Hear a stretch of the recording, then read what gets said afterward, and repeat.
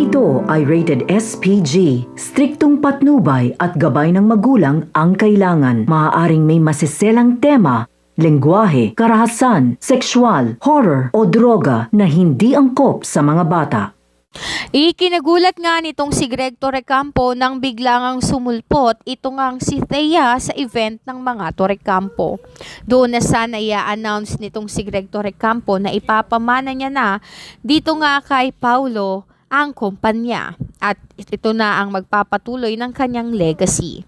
Subalit nang dumating nga itong si Thea ay unti-unti niya ngang inilantad ang tungkol sa pagkatao nitong si Paulo at ayon nga sa kanya, sa kanilang dalawa ni Edward ay si Paulo ang hindi deserving na tanggapin ang kumpanya.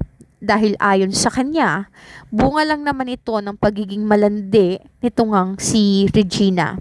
Dito na nga isiniwalat nitong si Thea na si Edward ang tunay na anak nito ngang si Greg Torrecampo at hindi itong si Paulo. Kaya naman nung mga oras na yun ay hindi matanggap nitong si Edward na niloko pala siya ng kanyang sariling ina. At nang dahil nga sa kanyang mga sinabi dito nga kay Greg Torrecampo, nagawa nga nito na kamuhian siya. Ngunit hindi lang si Edward ang nagalit dito kay Regina, kundi pati na rin ito ngang si Greg Torrecampo dahil ayon nga sa kanya ay niloko siya nitong si Regina ng napakahabang panahon. Nagawa niyang saktan nitong si Edward, ngunit hindi man lamang inamin sa kanya ni Regina ang katotohanan sa kabila nga ng ginawa niyang pagmamalupit kay Edward. Nung mga oras na yon ay umalis nga itong si Greg Torrecampo at hindi niya alam kung ano ang kanyang gagawin.